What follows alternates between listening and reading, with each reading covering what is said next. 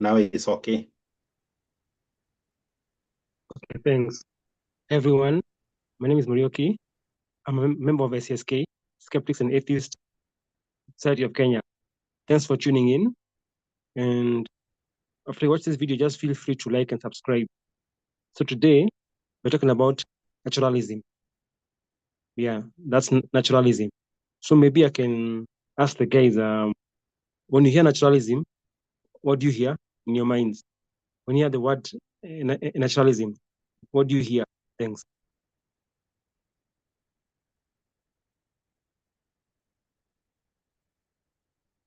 Anyone? You can raise your hands. What's naturalism to you?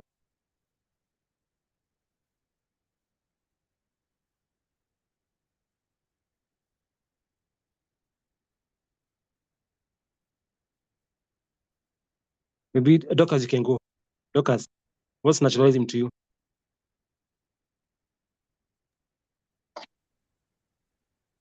Oh my, I'm still wiping things here that I've thrown on the floor. Okay, naturalism. Naturalism is a belief, yes, a belief or a perspective in which one assumes that everything in the universe comes from natural properties and causes. Okay, everything comes from natural properties and causes, and not supernatural or spiritual explanations. In fact, for you to understand a concept, sometimes you need to know what it opposes. So in order to understand naturalism, you've got to know what is the opposite, not what it opposes, but what it is an antonym for. So if you're not a naturalist, then you are a supernaturalist. You believe that spiritual and supernatural forces explain.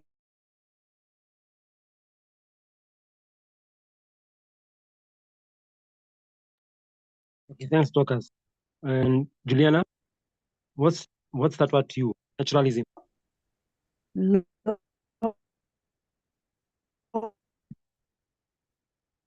You're breaking, Juliana. You're breaking. We can't hear. You're breaking. Or is it me? Go. Focus on me. Doctors, can you hear? Can you hear me? Yeah, Hello? That's better now. Yeah. Oh, okay. So I'm kindly, guys. I'm on the road. Somebody So confirm also. Oh, you're on the road. Can Okay. you hear me? Oh. Yeah. So Okay, I'm on the fine. road, so I might not be able to contribute a lot. So Okay, I will just okay. listen. Okay. Okay, fine. So, Stano, to you, what's naturalism?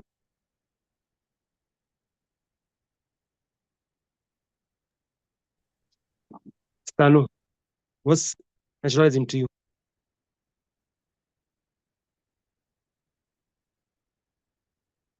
Stano, you're there?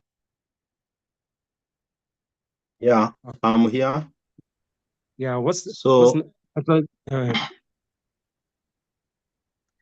I think naturalism is a concept that generally refer to is just a, I don't know whether I can say just a claim that everything can be explained by the natural law or natural forces. So something everything we can only understand it in natural way through the natural laws or natural forces. That is how naturalism I can describe. Okay, thanks, Stano. Well, for me, what I have here is naturalism is a belief that everything can be explained through natural laws and causes. It denies the supernatural and insists that scientific methods are the best tools for understanding the world. Let me repeat that. Naturalism is a belief that everything can be explained through natural laws and causes. It denies the supernatural and insists that scientific methods are the best tools for understanding the world. Yeah, then there are two types. There is a metaphysical naturalism. This one, it's entirely made up of natural things. meaning there are no gods, spirits, or other supernatural entities. Yeah, so metaphysical naturalism is a reality is entirely made up of natural things, no gods, spirits, or other supernatural entities. And the second one is epistemological naturalism. Knowledge comes only from experience and scientific reasoning. No revelation and mysticism. I can repeat that. Epistemological naturalism. Knowledge comes from experience and scientific reasoning.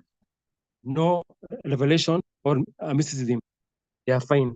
So how I can begin is that, is it fair to say that as atheists and skeptics, we should all be naturalists? Is that a fair statement? If you're a skeptic or an atheist, you should be a naturalist. Is that a fair, like all atheists and skeptics should be a naturalist? Is that a fair statement? Thanks.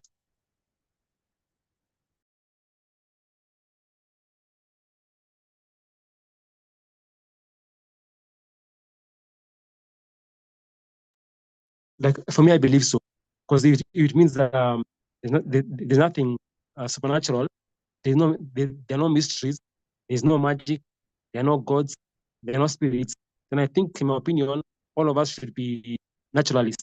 So I don't know what do you guys think?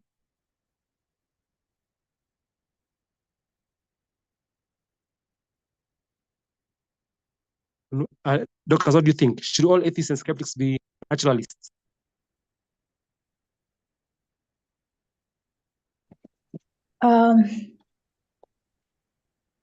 Yes, because of its rationality, but I am reluctant to use the word should.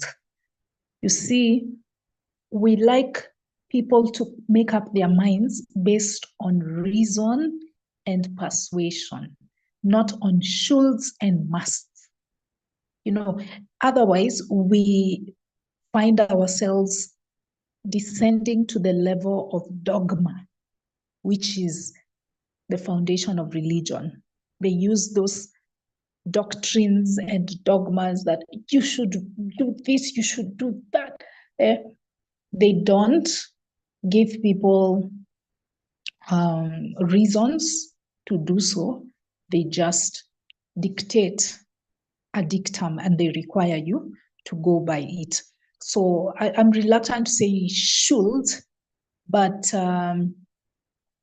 I think, yes, if you have seen, as an atheist, you are somebody who does not believe in the God claim.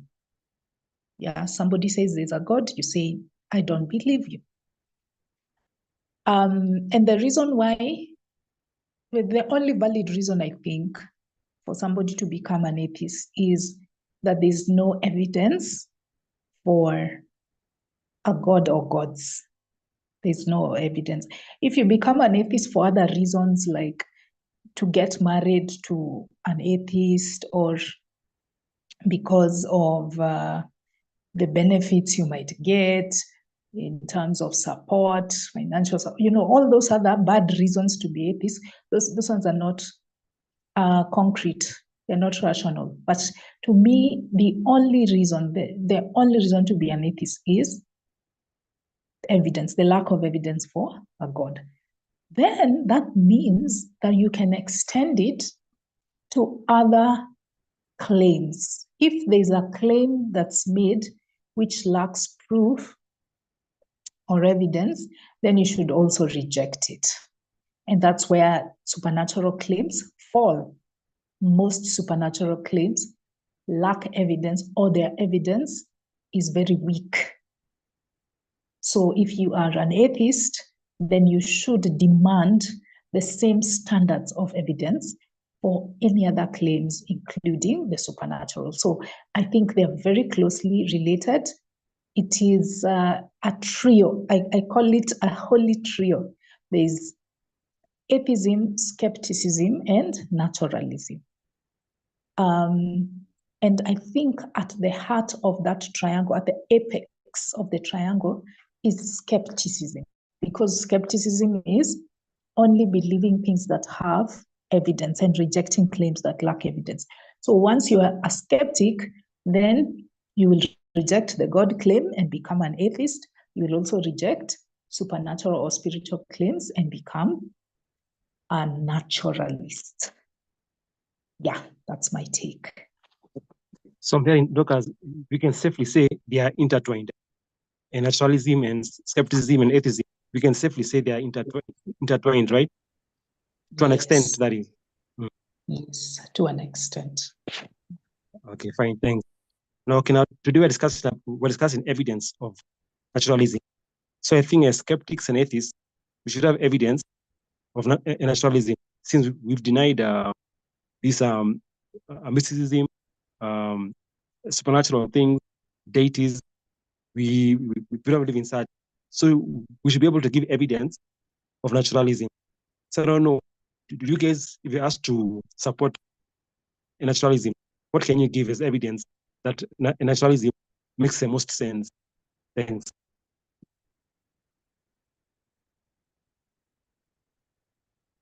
Like Stano, what evidence can you give, Stano? If somebody says, ask you to prove naturalism, because you say that there's no supernatural or there's no deity, how can you prove that naturalism makes the most sense? Thanks. Stano.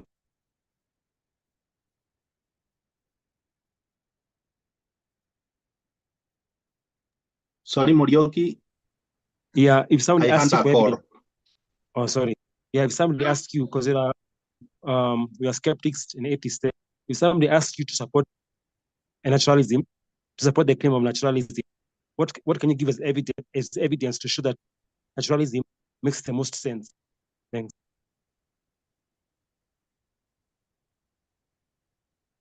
For me, I don't think I require to give evidence about naturalism.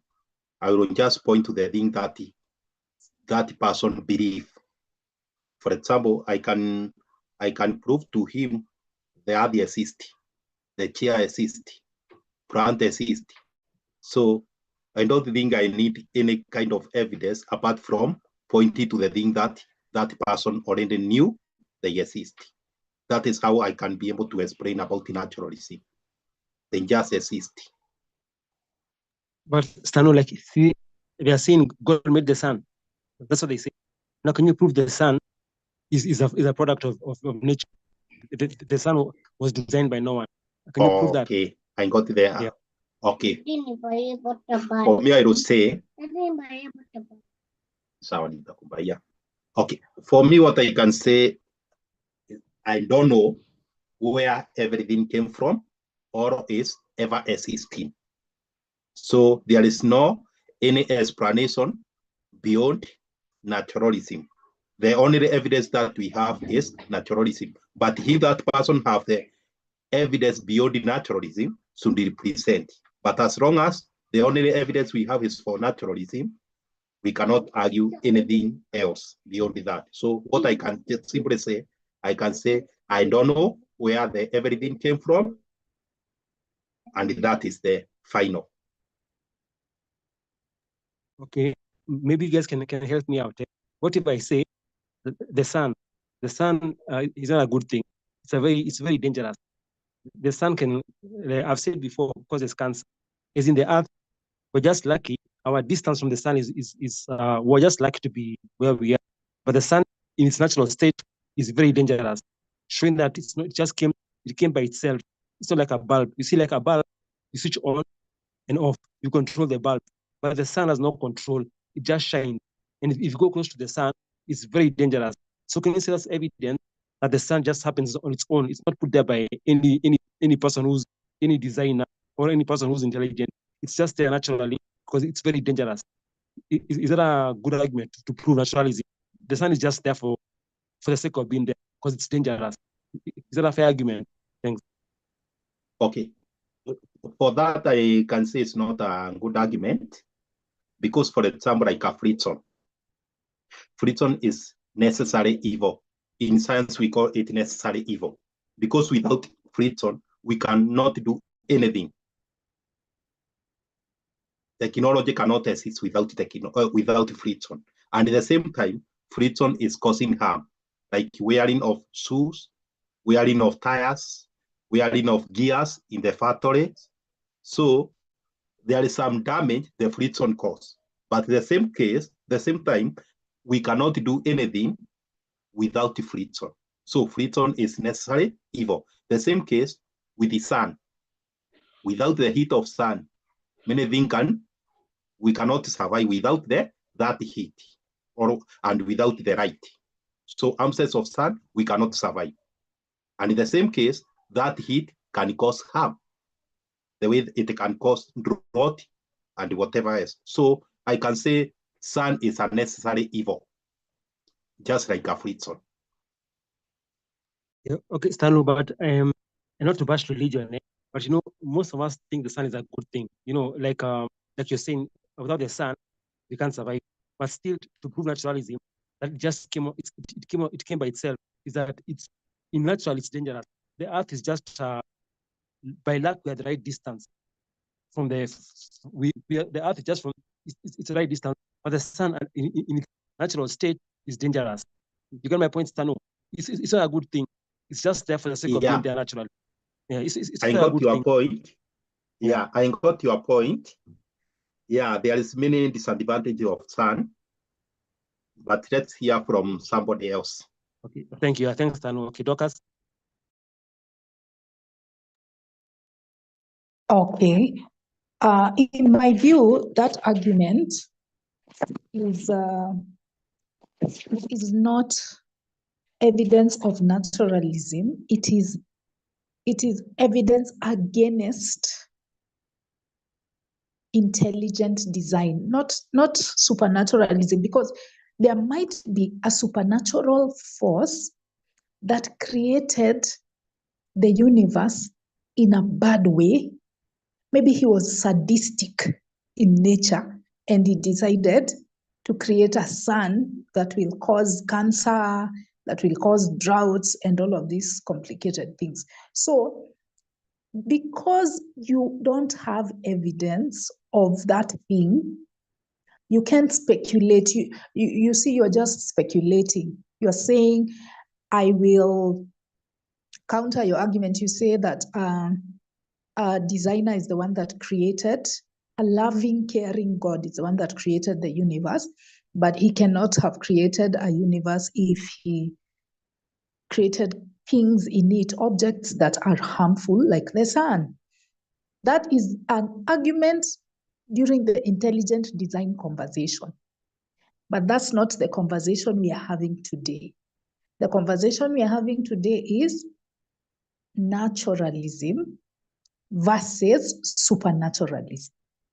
Yeah, because you cannot talk about naturalism without involving supernaturalism. So sometimes the supernatural argument does not have to imply an intelligent and caring designer. Some people think there might be an intelligent designer, but he's malevolent. He's an evil creator. That's why he's made some bad things and some bad designs. So that argument in and of itself is not substantial to prove naturalism. What I would use is what ex-pastor has alluded to, and the scientific method. So for what ex-pastor said, evidence for something is that thing. Evidence for something is that thing. Evidence that Morioki exists is Morioki. I know that Morioki is real because I see him via Zoom, via his Zoom camera. I know that Morioki's voice is a bit soft. It's a man's voice, but it's got a kind of peaceful element to it. You're not aggressive like some other people. So I can recognize Morioki from his voice, his tonality. I can recognize Morioki from his appearance because I've seen him many times in person. I know sometimes he wears specs, sometimes he removes. He's got kind of shortish hair, and he's slim. He's a slim guy of maybe we can say brown, dark, I don't know, brown complexion, dark brown complexion. But I have evidence for Morioki by seeing Morioki, by observing Morioki, by using my senses, hearing Morioki. I shake his hand or give him a hug. I feel Morioki. I know this is Morioki. That's evidence for Morioki. Evidence for a jug is the jug. Evidence for a cup is the cup. Okay? So, evidence for natural things is the natural thing. And we have that all around us. There's evidence for mountains, for rivers, for soil, water, etc. It's there, and we can observe how some things come about, their origin. For instance, life, when two gametes reproduce and then they form something new, that is observable. The process of reproduction is observable, and it leads to the creation of a new entity, a new life form. So we use observation to find evidence for naturalism. Now, that observation is the crux of the matter, because the observation can be very, let's say, it can be complicated when you involve not so obvious things. Yeah. For instance, planetary bodies. If you want to study planetary bodies, you might not necessarily be able to have direct proof of it. There are some that you see, for instance, stars, the moon, etc. You see them in the sky, but how they come about, if you try to explain their origin, there now you have to go to the scientific method, and you have to use more complex tools in order to give evidence of it. But most of the phenomenon we know around us, like like that sun that you were talking about, the sun that is hostile, we know how a sun is formed. The sun was formed through the contraction of gas and dust in a certain type of motion over billions of years, and it came to be. So that has been studied through the scientific method, and it is possible. And there are many other applications of the scientific method that are used to verify naturalism, to give evidence for naturalism. So that's my take, but I can leave you guys with one question, which is, how would you respond to somebody who says that naturalism is not enough to explain reality, given the fact that we have thoughts? We have thoughts in our heads, and we have consciousness as human beings, and we don't know the origin of consciousness. Okay, so how do you explain that? How do you counter that argument, usually from a supernaturalist? Thank you.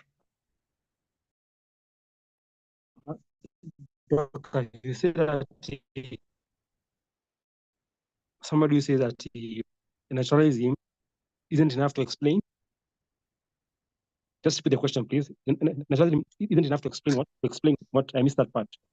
To explain our thoughts and consciousness. It cannot explain our thoughts and consciousness. You need to appeal to a force beyond the natural. Yeah. Okay, thanks. Yeah, so you guys, you can answer Dorcas. Then maybe Dorcas, just come back to you, because we're talking about evidence of naturalism.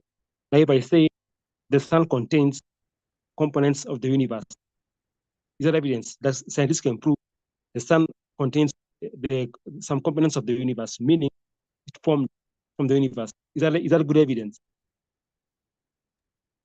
Yes, yes, that is good evidence. That one is a direct correlation. You know, you are not jumping to a conclusion. You're not making an inference about whether there's an intelligent designer or not. That one you're just using direct correlation. Yeah, I think that's fine. Okay, thanks. Okay. So guys, you can answer Dorcas's question.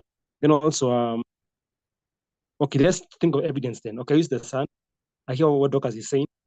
So now, okay, then what evidence do you guys have for naturalism? Using, let's say, like these heavenly bodies, using the stars, the moon. What evidence do you have that they came about from, no one made them, yeah? No one formed those heavenly bodies now. What evidence do you have that to prove it came about naturally with no supreme being or anything as supernatural? What evidence can we give as skeptics and atheists? Thanks.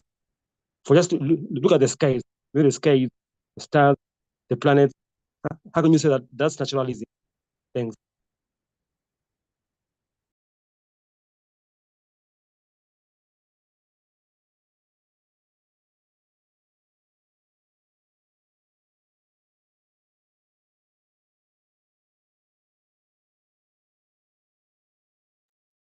So for Stano, look at the stars, the planets. How can you say, what evidence can you give that they are part of naturalism?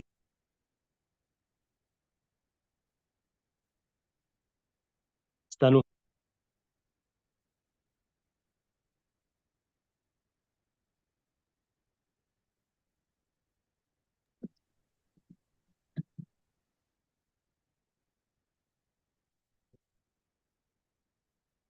Anyone? How can you support naturalism using the stars, the planets?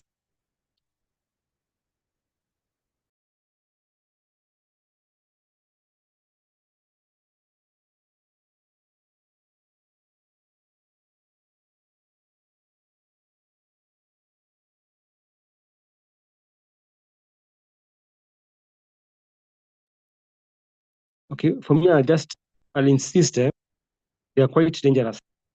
Well, I heard what Doctor said, but I'll insist they're dangerous too. These heavenly bodies, like meteorites, comets, they're all dangerous. As in, comets can fall, even meteorites, they hit the earth and cause damage sometimes, and they're dangerous. So for me, that just shows they'll carry by themselves because they are dangerous. Okay, Doctors. Moroki, you are still not paying attention to the objection I made against that argument. I said we are not discussing intelligent design as espoused in the monotheistic religions.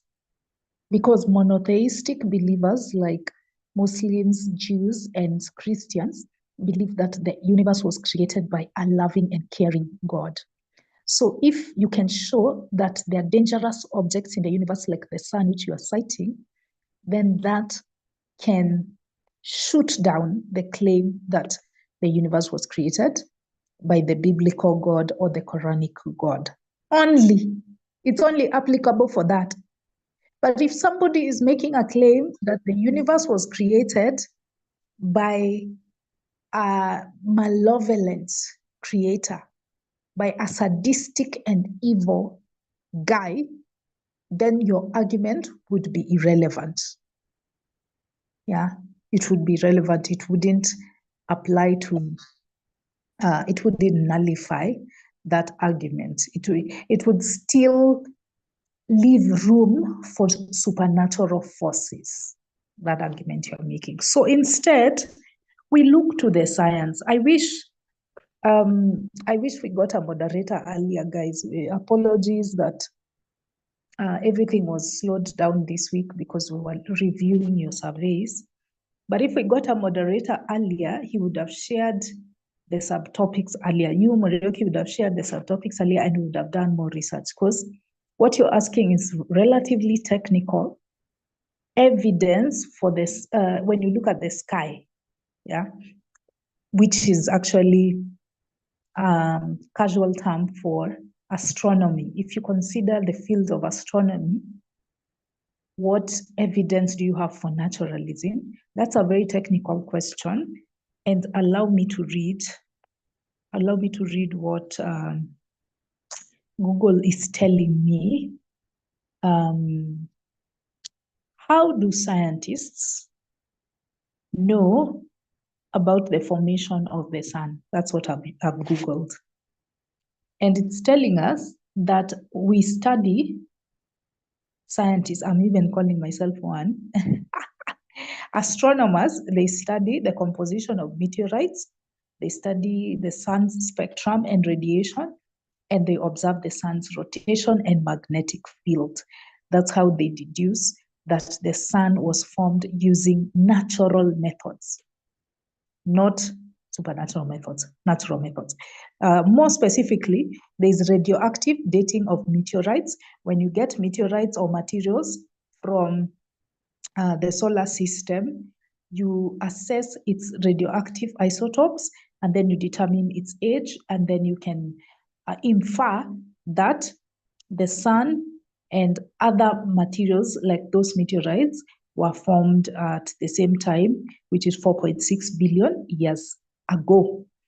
Another method they use, another what we can call evidence for naturalism from the sky, is by analyzing the sun's spectrum. You look at the light that comes from the sun, you look at its chemical composition and the absorption lines, as well as the different elements like hydrogen and helium, and the temperature, its peak temperature, and its black body radiation curve.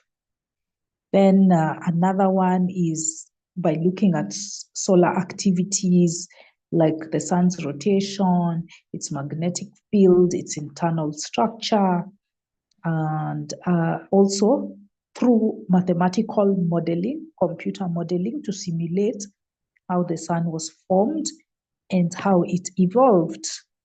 These models are usually refined over time, and because of their great predictive ability, they become accepted as scientific facts. So that's the evidence, not this inference you're making, Morioki, of, oh, because they are dangerous, it means they were not created by an intelligent designer. No, they could have been created by an intelligent designer who was evil. So your argument is null and void. What you go for are the scientific explanations. That's why I'm saying it's technical, but give it a go nonetheless. Thank you. But on that, Dorcas, what can you explain to a layman or to somebody who have no that intellectual skill about knowing how the sun was formation and the stars? There's no other way to put it, Stano.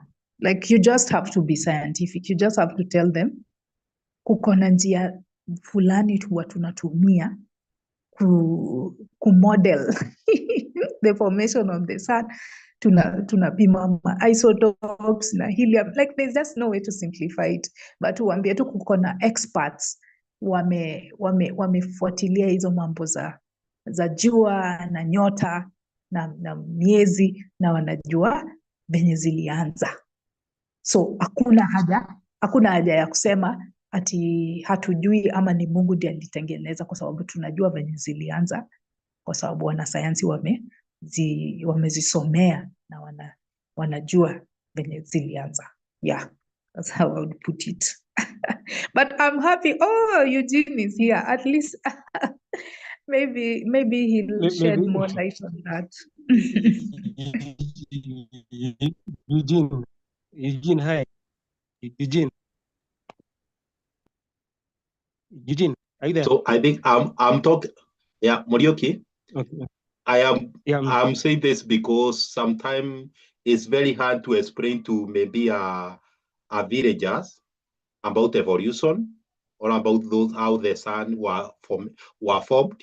So we also needed to know which criteria, or by assuming we don't know science, how can we explain to a lay person or to a low internet person?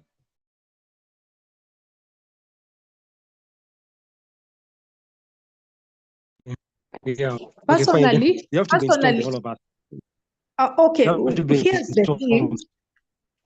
Here's the thing then, Stano. I think it is incumbent on you, if you want to use the sun, planetary bodies, or astronomy to prove naturalism, it's incumbent on you to study it. If you don't know science, then know it. Go and read. Go and read and figure out how to communicate it in a simple way.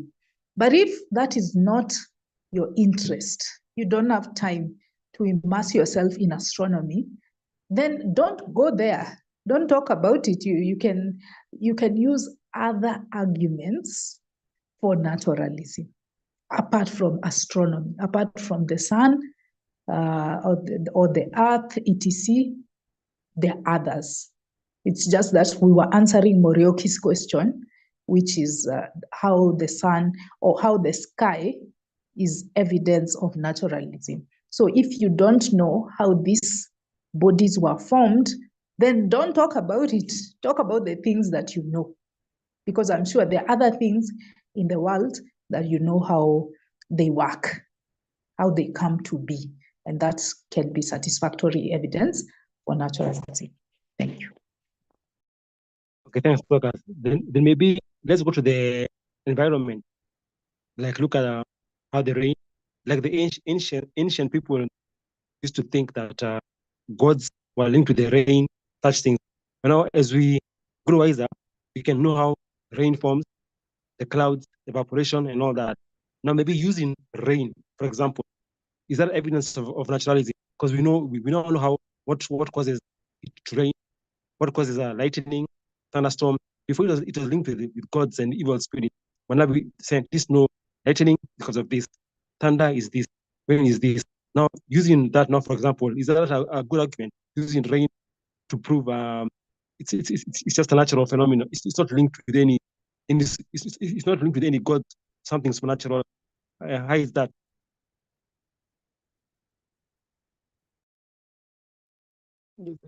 Now I'm using rain now. Rain.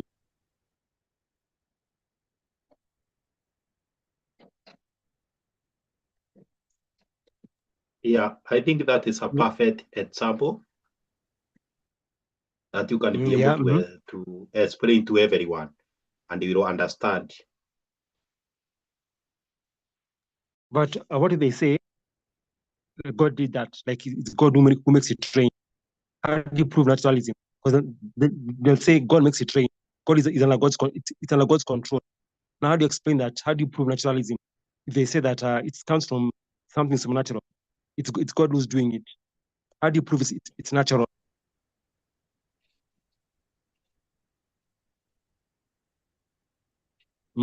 Stano, how do you prove rain, lightning, thunder are natural? Yeah. Okay. According to me, I will just explain to them how the type of rain, the relief rainfall and the convection rainfall, and how that process takes place from evaporation, how it's carried toward the mountain, how the higher it go, it condenses, and it rain when it precipitates. So I will just explain how relief rainfall is formed and how convection rain is being formed by evaporation and condensation. Okay, Stano, but Doka said, like if I say the sun is dangerous, it will be a god who's sadistic.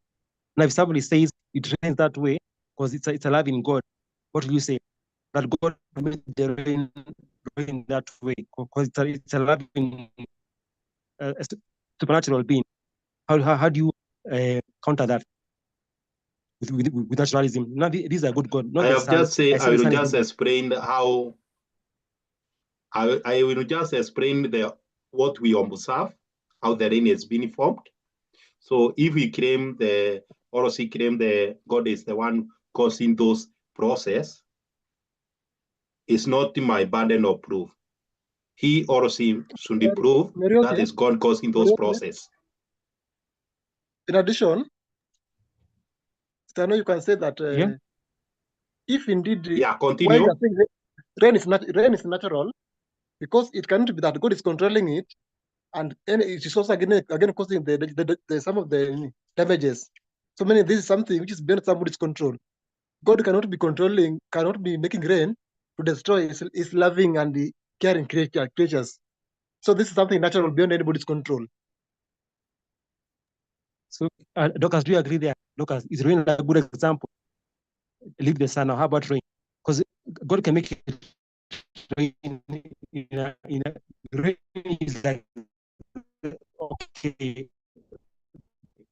Doctors, when I observe your network bandwidth is low. Morioki, you are breaking. Or it's because of video.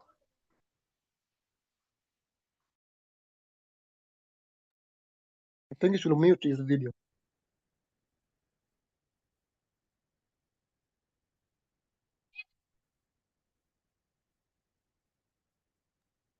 Am I clear now? My computer is still showing Morioki's network bandwidth is low. Okay, but am I clear or am I clear? You are not clear. You are clear. You are clear. No, I'm clear you're now. Still breaking. Am I breaking? You are still breaking, but try to modify as Ndorokas answer your question. Okay, fine. Okay. So, Doctors, is the rain a good example? Rain, lightning, thunder.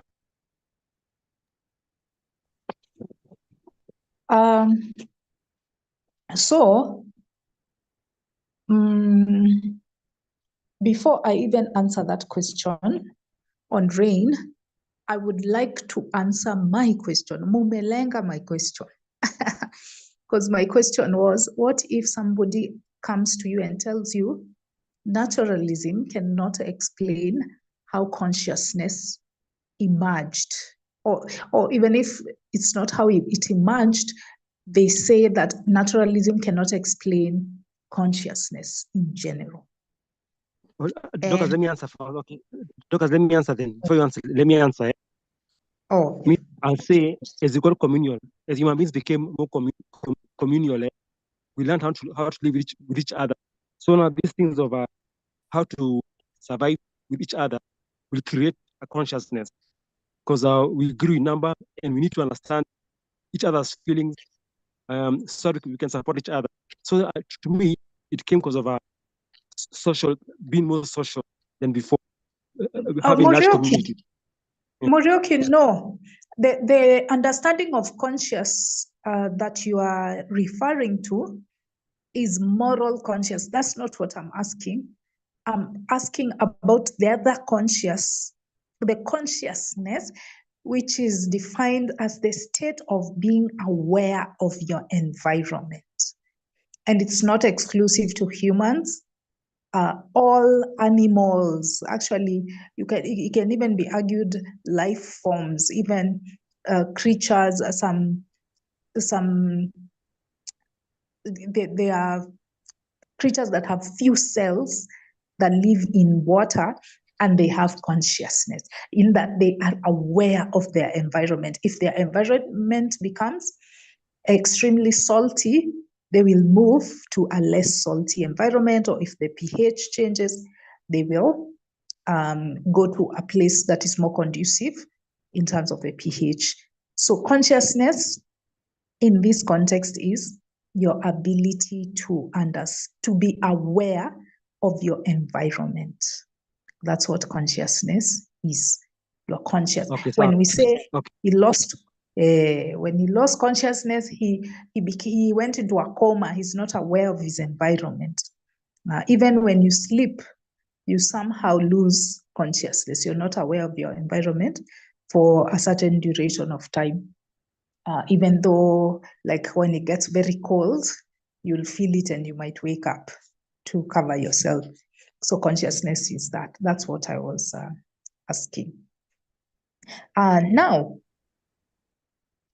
let me answer that question and also answer Morioki's, as we still stick to the 5 minutes, because we said speakers don't go past 5 minutes.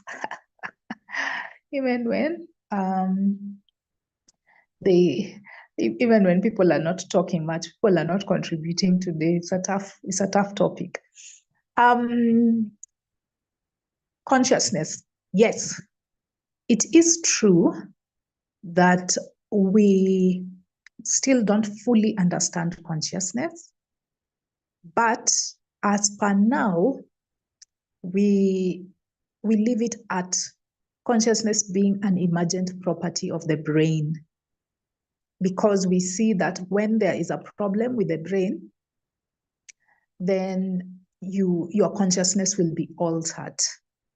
There are people who take drugs and they get altered states of consciousness. There are people who get a stroke and their state of environmental awareness is compromised, or there are people who have a near-death experience and their consciousness is altered as well. So we can deduce that it is an emergent property of the brain. But we still don't know where consciousness came from, the origin. And that is the humility of science, that there are some things we still haven't discovered, we still don't know. And we can be humble enough to say, we don't know, we are working on it, instead of throwing in a placeholder like a God or some supernatural force. So that's how I would answer that question. In terms of yours, I don't have much to say on it. Rain as evidence for naturalism. I think, as I said, evidence for something is the thing. Evidence for a jug is a jug. Evidence for Dorcas is Dorcas. So evidence for rain is rain. Rain exists there. But if somebody wants to know how did rain come to be, how was it formed, then we can still use naturalism via the scientific method to explain it to them. There's a cycle, there's a water cycle involving evaporation and condensation, which I don't remember very well because I learned it a long time ago, decades ago. But I can quickly Google it and explain to that person that we already have a scientific explanation for how rain emerges. It's not a rain god. It is not an omnibenevolent or an omnipotent God who creates the rain. No, it's just a natural process involving the water cycle that creates rain. Now, on your question of whether we can use the same argument at a rain, it does good things, it waters crops. So the supernaturalists can argue that that counters the evidence for naturalism. I would tell them no, it doesn't, because you still have not demonstrated that supernatural force. We cannot detect it. It isn't there. It's just a claim you're making. And we can also say, if they are a believer of the omni-God, the omnibenevolent God, what John Otieno was trying to allude to, the fact that we get floods is an indication that it's not an omnibenevolent God. But as I said, that argument is only valid for the Christians and the Muslims and the Jews who believe that God is a good God.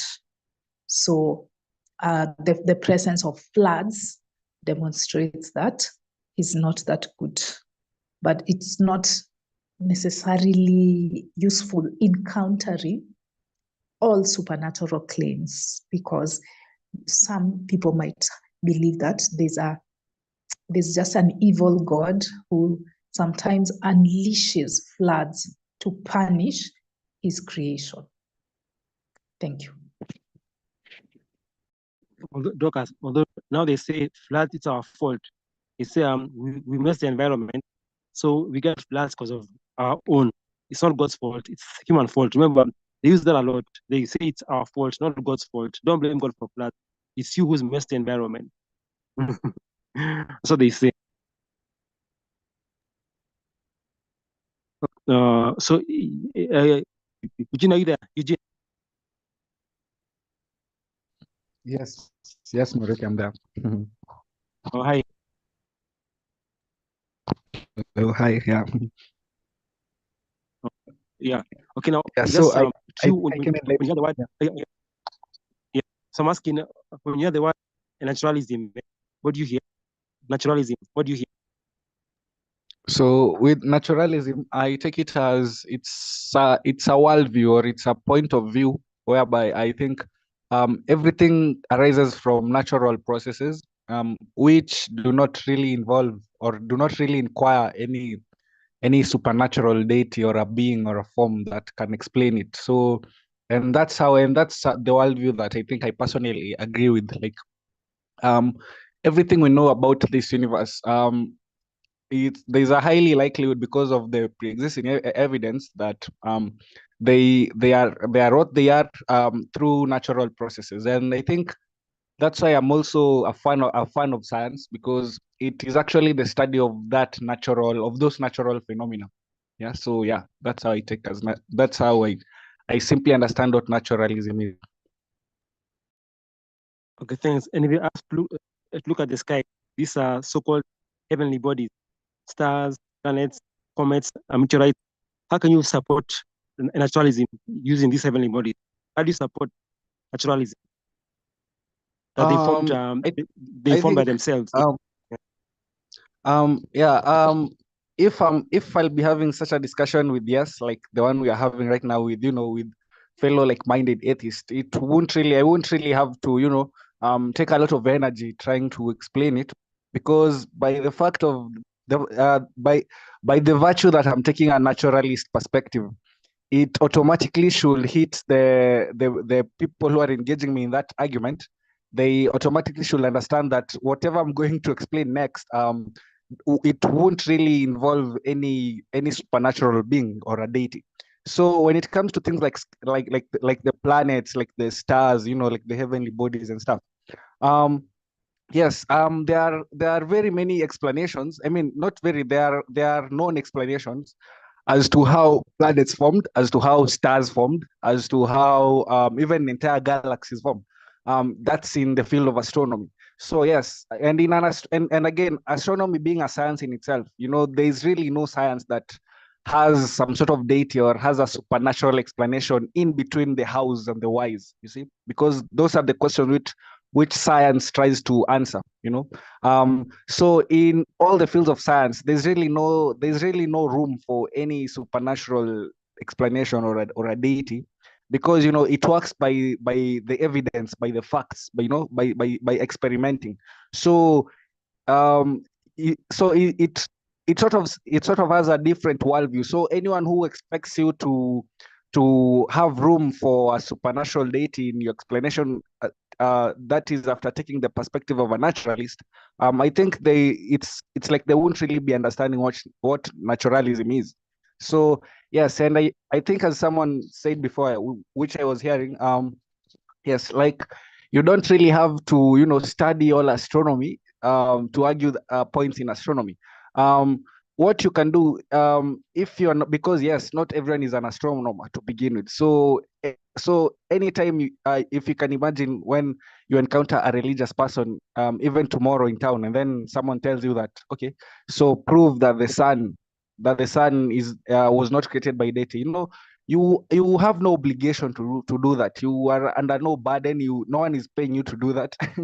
I think you for yourself, you understand how, or that the sun arose, or it began without any involvement of a supernatural deity. So it's up to them to, you know, take the initiative to study how that, it's up to them to be curious and then answer those questions themselves, because you yourself as an atheist or as a naturalist, you know, it's quite possible we are having the sun and the planets without gods. So you have no business explaining to every religious person in this world that you're coming into or you're running into how the sun started to form. That will mean that every atheist now should now be an astronomer. You know, it doesn't make sense. It's not realistic.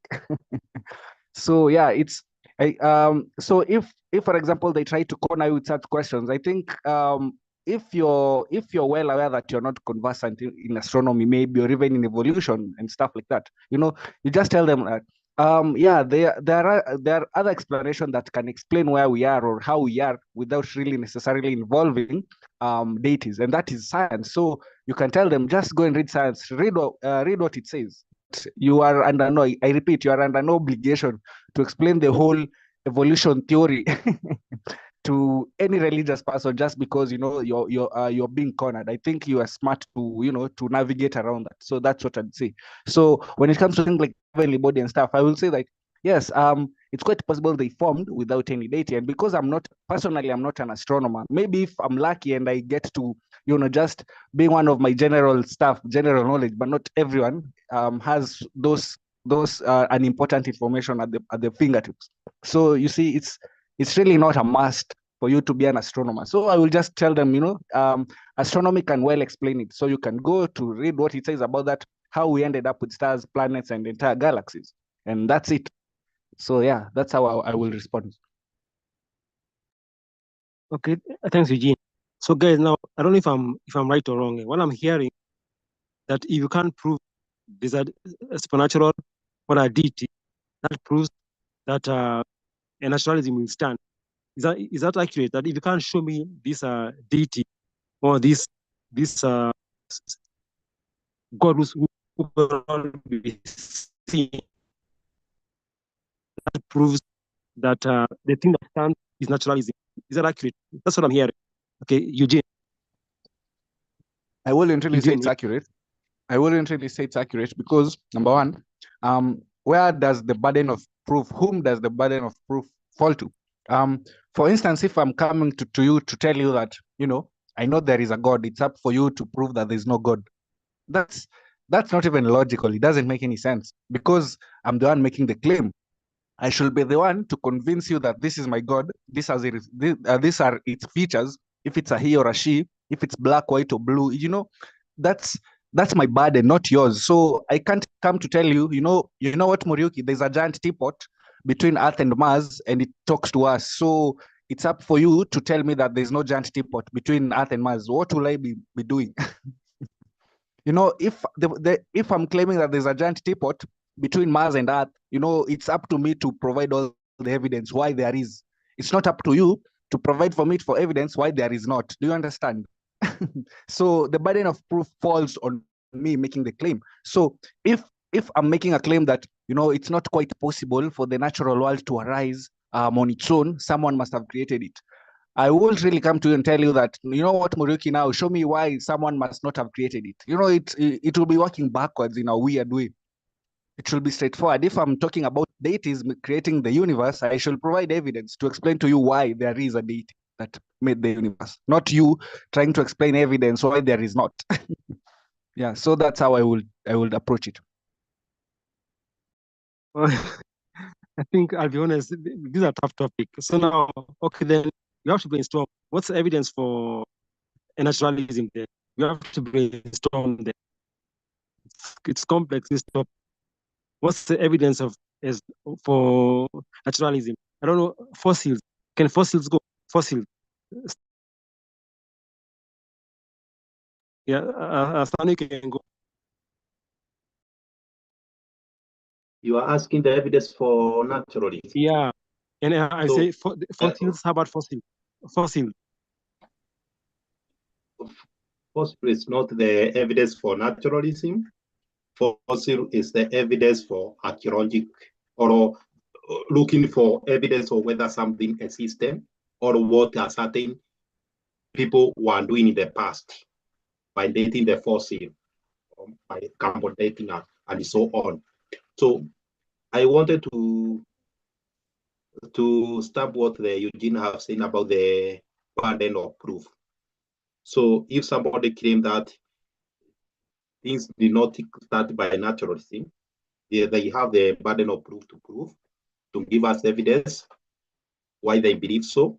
But the same case, the same proof can apply to those who claim about naturalism. When we claim everything is naturalism, the religious thing may expect, like mostly like us idiots, to prove how things or everything came from through naturalism. So that means when we claim about naturalism, there is also abundance of proof. So I don't know how Eugene you can say about that, because my always position is I don't know. That is my default position about those things, about the existence. So, Astano, are you saying there's no evidence for naturalism? Astano, is that your point? There's no evidence for naturalism. Is that what you're saying? No, what I'm just trying to say, for example, like universe, where did the universe came from? Did the universe originate as a form of naturalism or multi-universe if there is many universe outside? So how do they originate from? Do they originate through naturalism, or there is supernatural things that is not part of the naturalism? So for me, my default position is that I don't know. I normally rely with brute fact. We have universe, and that is enough. That is what I normally say. And if the evidence is we have universe, but where universe came from or where it's ever existing, that is, I say I don't know. Yes. So, but I repeat. you're saying you have no evidence, yeah? That's your point. Yeah, you have no evidence. Just I don't know. You have no evidence. I have no evidence whether universe is self-existing, maybe expanding and contracting, because science can prove it's expanding. And if it's expanding, maybe it will reach a point where it will contract and it get back to the original position, then back to expansion. So I don't know whether it will continue expanding and contracting.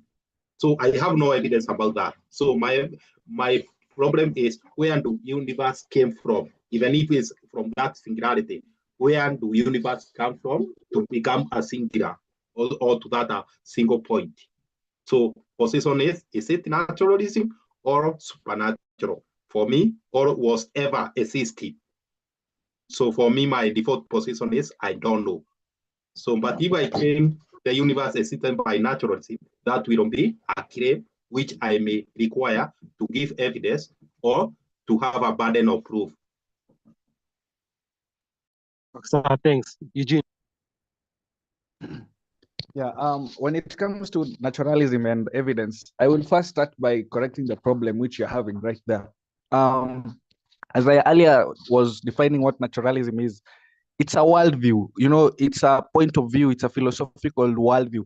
Philosophical worldviews, it's not really a requirement that there must be evidence. The same way you see a religious person, they're not really operating on evidence as to why they are religious. And you will come to understand very many point of views actually work that way. That's an interesting observation you have to make about philosophical points of view. For instance, if I say that I'm a nihilist, you know, I would have very many reasons as to why I'm a nihilist, and I will also have very many reasons as to why I shouldn't be a nihilist. So it's a point of view, and it doesn't really require any evidence. Now, when we compare naturalism versus a religious point of view, you know, a religious point of view that, you know, they believe that there must be a deity. You see, they are in their point of view that same deity governs every aspect of their life. If it's chemical, if it's their cell, if it's other life forms, that deity does that. But again, they don't really have any evidence as to why they believe what they believe in.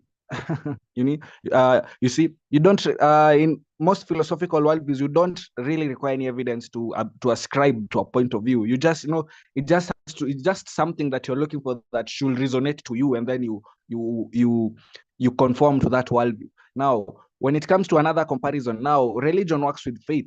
as a guiding, as a guiding thing. Like, you don't really require any evidence. You just believe what you want to believe in, if you, or your heart, whatever they try to sell, Now, when it comes to naturalism, this is where it uses science as a method, to understand the world around it. And that's a valid, powerful tool, because how else will we understand the natural world around us? How else will we understand the universe if it's not through astronomy? How else will we understand diseases, how our body works, if it's not through medicine?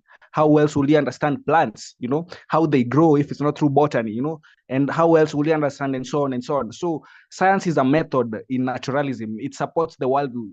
Naturalism is the worldview, but it uses science as a method to understand the universe around it. And that's a very powerful tool to use to understand the universe around you, as compared to religion, which now uses something else. It uses faith, it uses scriptures, things that are not really rational, things that don't really require, or they don't really, give a damn about evidence. It doesn't, But naturalism uses science as a powerful tool, and we know science works because we know it works.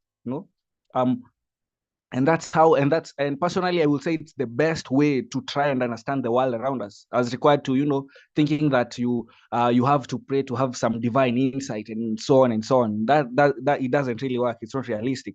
So yes, naturalism is the worldview, science is the method, the tool that the worldview relies on, to establish facts. And just as I've said, there's no scientific discipline that has room for any deity or any supernatural explanation. It is either we know or we don't. If we don't, that's why we have research going on. Researchers are trying to understand those gaps. That's why we have research going on. But we don't really have to pray for those divine insight. It's totally different. So that's what I'd say. Okay. Thanks, Eugene. I think when you came in, we're talking about rain. Okay, see, the sun is already there. Like the sun, it's okay, maybe it changes, but it's just there. But now rain comes and goes. Now is rain a good proof of naturalism to you? Rain, how the rain works. Yeah, That's again, good proof of. Yeah, again, I'd still say the same response. You see, rain is the phenomena, right? Whether you are religious, whether you're an atheist, we all observe rain, right? Now, to understand how rain works means that you have to study it objectively. So, as a naturalist, you ought to rely on science, right? Now, if you're relying on science, there's a discipline, whether it's meteorology, whether it's geography, whether it's, weather forecasting and all that. Those are still grounded with science, backed with science. We know how the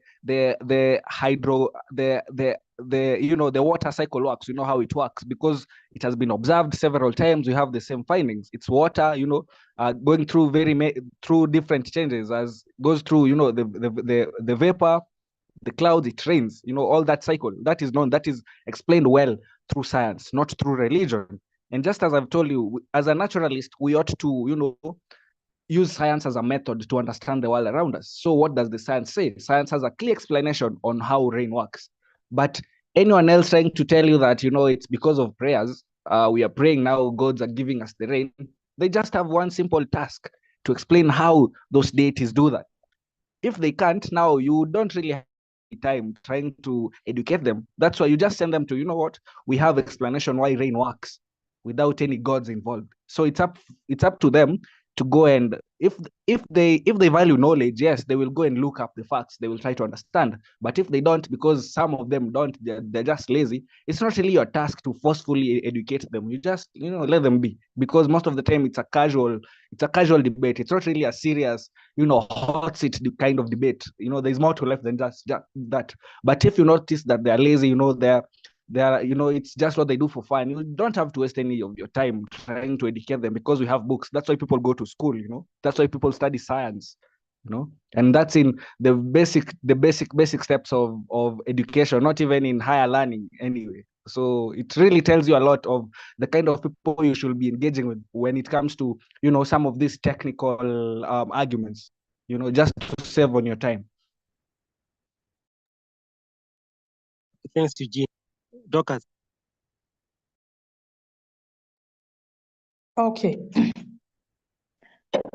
In terms of this idea of evidence for naturalism, I responded to it before. I think you brought it back because Eugene joined us later.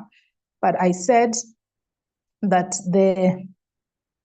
method used in naturalism to explain phenomena that we observe is the scientific method. And the reason why we go for it is because it works. It enables us to predict outcomes, and we do so reliably. So that's why the scientific method is very effective. Another reason is the fact that it allows for criticism. Before a scientific theory becomes one, before evolution became a noted scientific theory, it had to undergo several forms of scrutiny from all of the experts in the field. They had to experiment on their own as well to see whether they are getting the same results in order for that theory to become accepted as a fact. So it's the same thing with, not it's the same thing. Okay, that's the point I'm making, that the beauty about the scientific method, which is the foundation for naturalism, for explaining how things come to be or how things work, is that it allows for scrutiny, is that it has predictive capabilities, in that it works. If science says that you take A plus B and it's equals to C, then it is like that most of the time, unless now you alter some factors.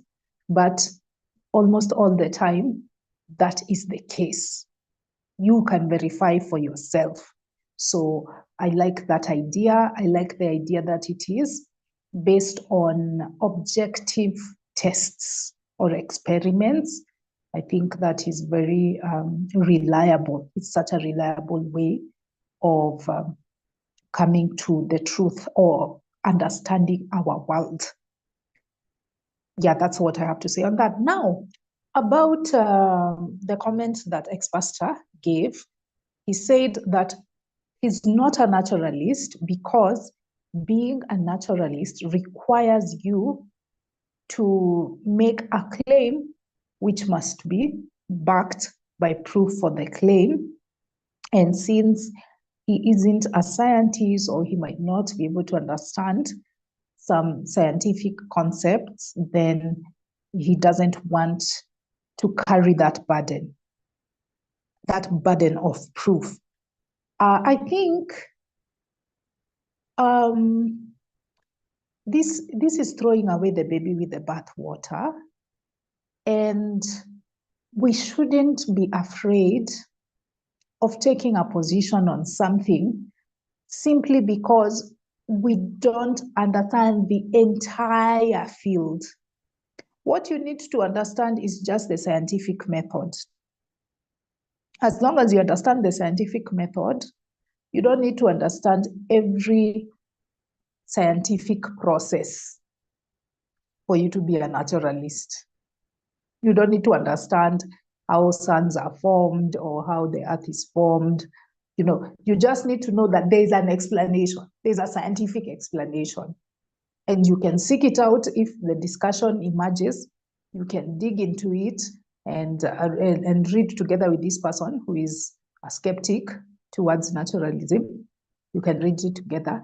But what you need to understand is the scientific method generally. You don't need to understand every scientific process out there. You don't need to be able to explain how the earth was formed or how the universe was formed or how even rain is formed.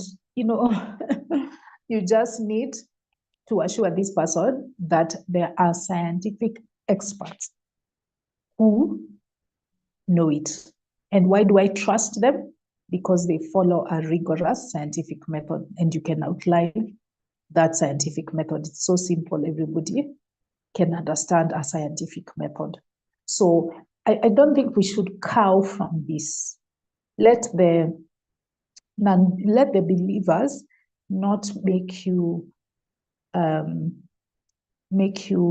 ambivalent. You know, you're this kind of person who is agnostic about everything.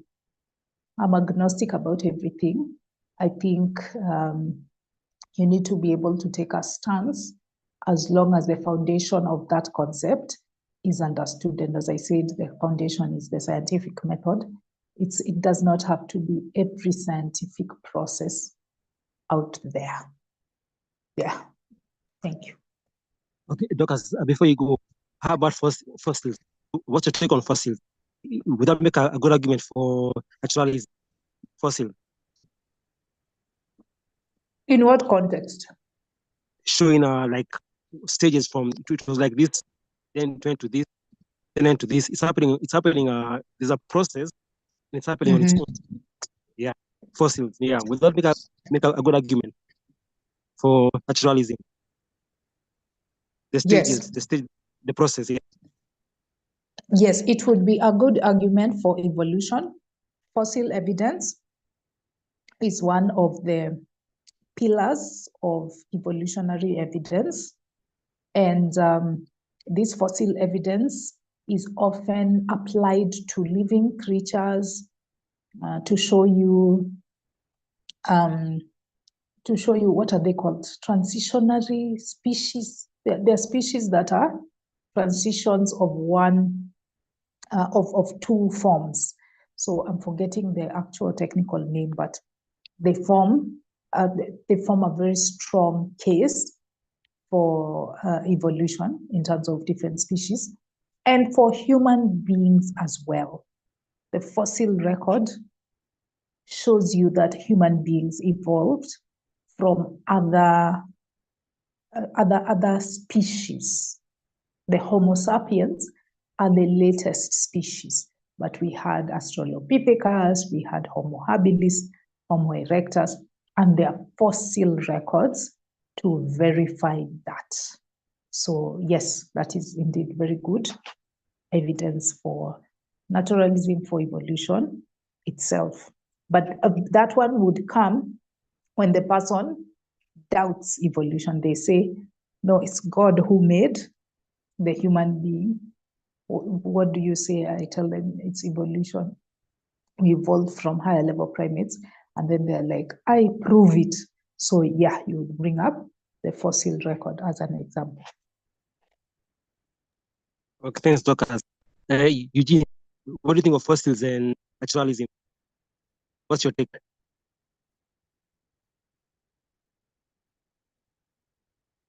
Hello. Yeah. Just I think I very much agree with what Dorcas said. You know, it's not evidence for naturalism, and I repeat, naturalism is a worldview.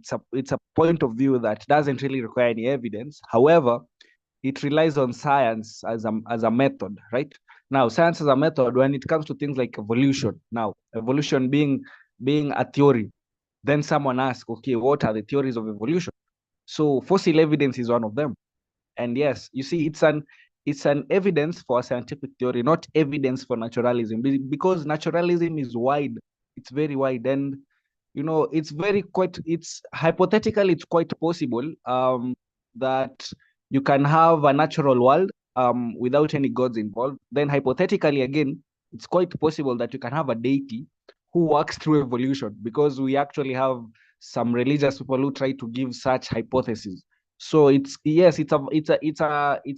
possible to be a hypothesis, but it's not really a theory. It's not really grounded in fact. There's no evidence as to why that will even make any sense. So when it comes to things like fossil evidence, it's fossil evidence for evolution, not fossil evidence for naturalism. Naturalism is a worldview.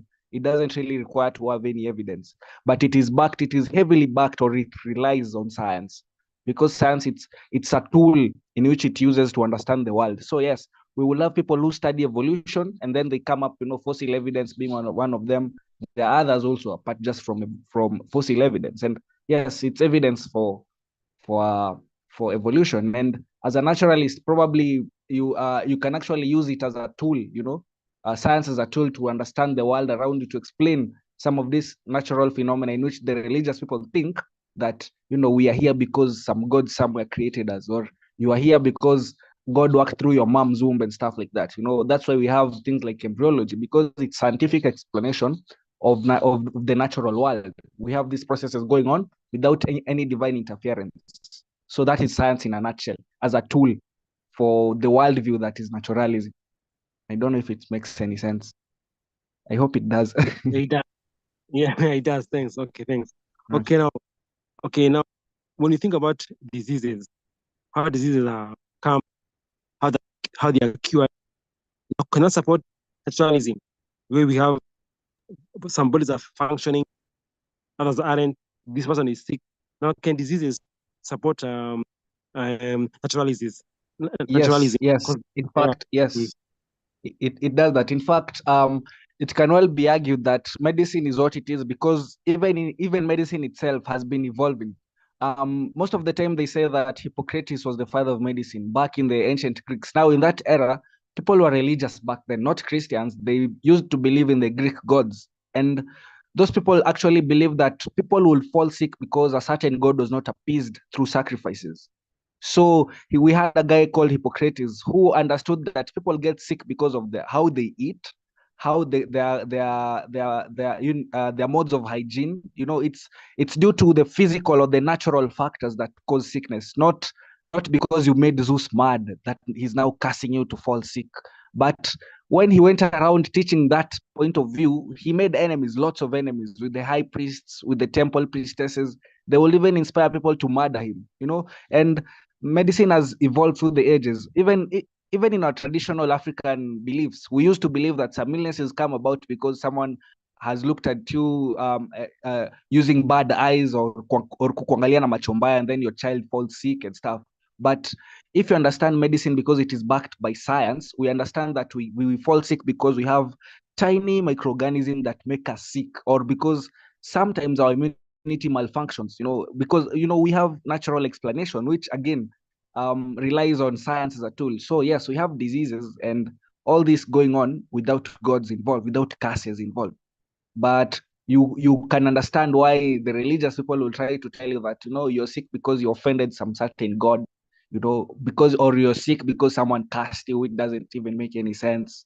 So yes, medicine is what it is, again, thanks to science, because it has helped us to understand this world of diseases, why people die, why people fall sick, and it has evidence for why that happens. It doesn't really say that, you know, gods really are angry, so they are punishing you with this and that. So yeah, it's again medicine, a science that a naturalist can use to explain various diseases around him or herself.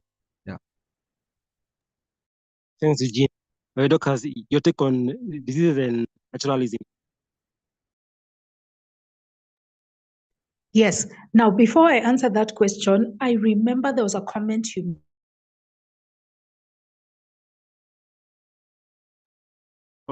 Doctors, is it me? Doctors, is it me? I can't hear you. flooding. Oh, sorry. Hello. Okay. Yes, when I was talking about flooding, I said that it can be a rebuttal against a loving, intelligent designer because You're breaking. he wouldn't You're breaking somehow. You're breaking, Doctor. You're breaking. He wouldn't let the earth flood with a product which. Oh dear. Now I don't know. Your network. Yeah, network. I don't know. Is that Lucas. everybody's experience? No, it's better now. Does everybody struggle to hear me? Now good. What? Sijui sasa. Okay, it keeps flooding. So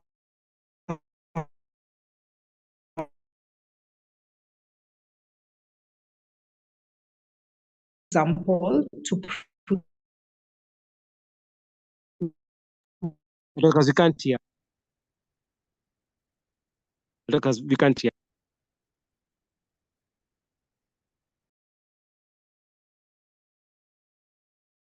that he can't be a loving designer, then bounce back. Douglas, you're breaking. I can't tell what you're saying. You're breaking. Yeah, there's really nothing I can do. It's a problem with the network in this house. Let's just leave it. Okay, now I can hear Douglas talk. Now I can hear you. Oh. Oh gosh. Go, just go, just go. Okay. So I was saying that if somebody brings up that rebuttal, that it's human beings who messed up the environment to cause these floods, it's not God, it's not God's fault. How I would respond to them is by saying, no, that is not the only reason. Environmental damage is not the only reason why we have floods, by the way. Yeah, that's just one reason. Some places, yes, indeed, they have been eroded. The soil is eroded. And when the rain falls, it's not absorbed quickly enough for it to go down, so it floods. Or maybe the built environment is such that there's poor drainage. Like in Nairobi, it rains just kidogo, and then it starts flooding everywhere. So it's indeed our fault in terms of the built environment. But that's not the only scenario where flooding happens. Flooding also happens in coastal areas where the wind pressure changes, or where there are tides, and then the tides overflow and bring the water from the ocean or the sea onto the land. So it's not that human beings tampered with the environment in that instance. It's always been like that. Coastal floods have always occurred that way. So there are many other floods, or things like maybe a volcanic eruption, or something like an earthquake. Those things are not man-made. They're not induced by environmental pollution. It's just nature as it is. So that's how I would counter that response. Now, this question you asked about diseases, I think it is a very accessible one. If most people like Stano are scared of astronomy, they're like, well, I don't know how the universe was formed. I can't explain it. So I can't be a naturalist. Then I think diseases are a good one. I think they're very accessible. Like it's easy to whittle down the origin of disease to a layman's level of understanding, because disease is a byproduct of either environmental factors or physiological factors. So environmental factors could be things like pollution, excessive smoke in the air, or just some suboptimal conditions that cause disease. Or it could be a physiological cause, things like bacteria, viruses, or amoeba. Maybe something you ate was infected, you didn't observe good hygiene, so you develop dysentery, cholera, or amoeba. Or it could be a result of a virus like the coronavirus. So you get close to somebody who breathes out that virus and it's transmitted through the air, or they leave it on a surface and you touch it, so you get infected. Or sometimes it could be genetic. Maybe in your family you have sickle cell anemia. Your grandfather had it, your father had it, and now here you are also sick with the same condition. So I think the fact that we have such good explanations and they are so easily understandable to the layman, I think we can use that to show them that there's no need for supernatural. The natural world or natural laws are enough to explain why diseases come to be, they are not a result of punishment from some supernatural entity. Thank you. So, Doctors, I also seen earthquakes, tornadoes, floods can support naturalism. Did I get you right? Yes, all of them, any natural phenomenon, when you use a scientific explanation, it's endorsing, it's pushing forward the naturalist worldview if you're using a scientific explanation. But specifically, I was responding to your objection, because you said if I bring out floods as an illustration that there's no caring God, the Christians will say, but it's your fault, human beings have spoiled the environment. So I was responding to that by saying not all natural disasters are man-made or come from pollution. So understand the context of my answer. Thank you. Okay, let's note the time is almost up. We are remaining with 7 minutes, although there is a bonus of 10 minutes before the Zoom kick us out. Okay, just one last question. There are two kinds of fires. There's a natural fire and a fire we make. Now, can fire make a good argument for naturalism? Because there's fire, like I hear there in Australia, they get forest fires. In Australia, they happen naturally. And again, we can make fire. Now, is fire a good way of supporting naturalism? Thanks.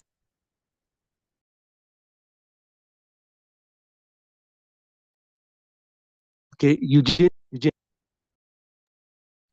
I think, Muriki, yeah, I can understand why you're trying to make a difference, but it's a vague difference, fires that you start and fires that happen naturally. You can't really, I understand the point you're trying to make a distinction. We have man-made fires or artificial fires versus natural fires. For instance, if a lightning strikes a tree in a forest and then it starts forest fires.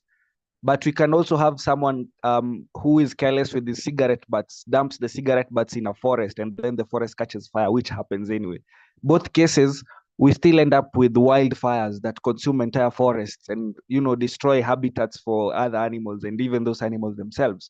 So, yeah, all in all, it's still fire. Again, fire can be explained using physics and chemistry. We know that it's an oxidative process. Oxygen is being used up and all that is going on. So, yes, anyone who is actually genuinely curious, who wants to understand what really happens with a fire, again, they should be, they can go and look at the science, what chemistry says, or what physics says about it. Simple explanations for simple things like fires. Again, it pushes it. It can be explained without really involving a natural. Without really involving a deity. So yes, it still shows you that it happens without any gods involved, either through man-made or natural or in its own, but no gods are involved. So it still pushes for the naturalist worldview again. So yes, but when it comes to things like fires, it should tell you that this is a person who really doesn't know how fire really works. So you will be asking yourself now, why is that happening? So you can tell them, yeah, it can be explained without gods, and that's how it happens. Yes. Thanks, Eugene. Doctors, to take on fire. Yes, I'm in agreement with what Eugene just said.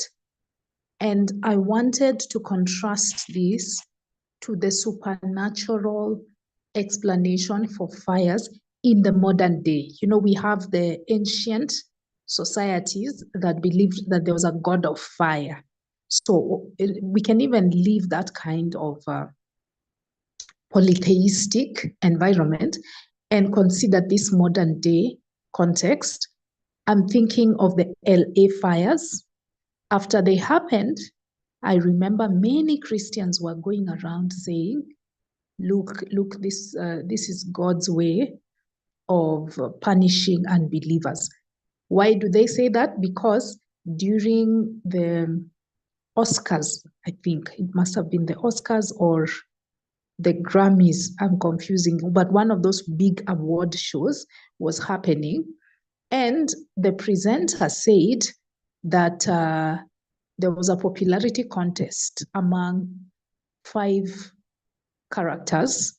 Jesus was one of the characters, and he got 0 votes. So everybody laughed in the award show. And now believers were saying, you see, you cannot mock God. These people mocked God. That is why there are fires. There are LA fires that consumed their properties and all of their beloved things. So such a person is not using the scientific method, because the scientific method does not confuse cause and effect. It is very rigorous when it comes to cause and effect. So these people are conflating one cause with the wrong effect. They're saying that it is the mocking of God which led to the occurrence of LA fires. Yet there are many places where people have mocked God and there are no fires. And there are also many places where people really believe in God, but wildfires have occurred. Yeah. So it is an indication that they have not applied scientific reasoning when coming up with a conclusion, because scientific reasoning doesn't have to be limited to the natural world as we say it. It can also be used in, not the natural world, let me not use that word, let me say to physical features like fires or floods or the rain etc. Scientific reasoning can also be applied in our day-to-day interactions as human beings. If you're trying to understand why something happens, why is there starvation in Africa? In some parts of Africa, nuance. Why is there starvation in some parts of Africa? You can use scientific reasoning to get to a conclusion. Or why are most places in our country not well lit, in that they don't have electricity? You can still use scientific reasoning for understanding that phenomenon. So you can use scientific reasoning to understand why even a man-made thing has occurred. Like even if it was a fire that has been caused by something, you can use scientific reasoning. So I think such people just need to understand the scientific method and realize that it's the most reliable method for understanding our world. Thank you. Okay, thanks, Dorcas. I can see we're out of time. Deve, before we leave, Deve, say something as we close. What did you get, Deve, from this discussion?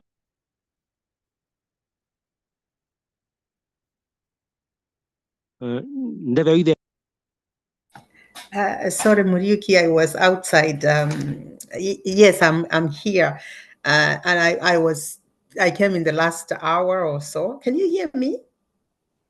Yeah, I can hear you. I can hear you. I don't know about the rest. I can hear you.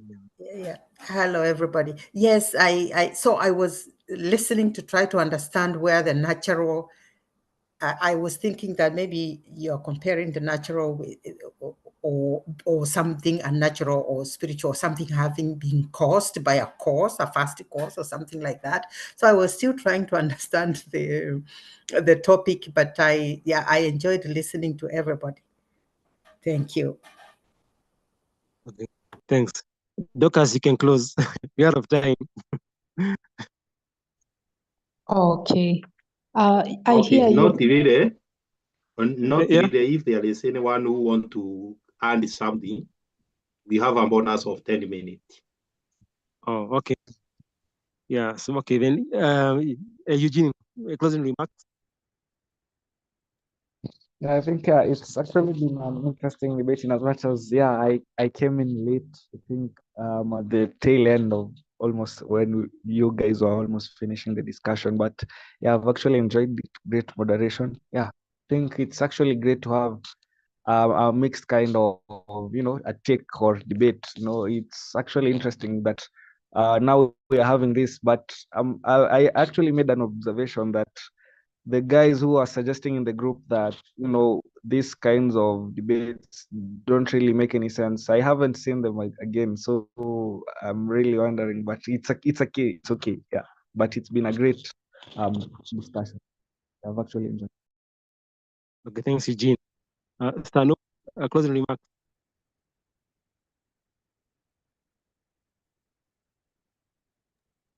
Yeah, for me, I don't think I have much to say. It's just to say the evidence of naturalism is the things that we see and the things that we are able to prove. And what we have not yet proved, we still believe in naturalism through science, because science will never come out try to discover something that have never been existed. It will only discover from the natural things to know the answer. So the only thing that we know is about naturalism. Beyond that, we have no evidence. The only evidence that we have is about the natural. So that is what I can say. So anyone who may come to say naturalism is not enough, so they give us the evidence of something that is beyond the natural. But so far, I can tell we only know natural things. Thank you. Thanks. Doctors, you can close. All right. In response to what Ndeve said, I hear where she's coming from. And I know how tough that discussion can be. This topic was suggested by Wandalo. Yeah, he wanted us to do it during the video shoot, but I was like, this one needs a Zoom meeting where people really are ready to think. In the video shoots, we need something light.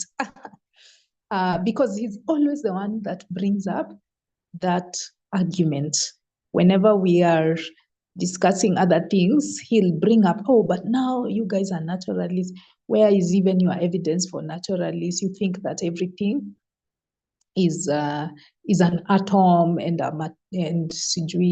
everything's just material. So then he jumps to other conclusions, like he goes to nihilism and he goes to other things which are not related, but he likes to bring up the naturalism thing as something bad. Yeah. So he suggested the topic. He's like, initially how he worded it was evidence for naturalism versus Christianity versus African spirituality. But then I was like, we have beaten that dead horse of evidence for Christianity. We talked about what does not count as evidence for Christianity. We've really talked about it. So I was like, I don't want to compare again. Let's just focus on naturalism then. But as we have established in the discussion, it almost has to go hand in hand with the counter position, which is supernaturalism. So yeah, that was the origin of the topic. Thank you, Morioki, for stepping up at the very last minute. Even the topic itself was suggested on Wednesday, which is not suggested, but it was aired in the groups on Wednesday. So that was late. We didn't have enough time for people to peruse and research, even the philosophical arguments, etc. So I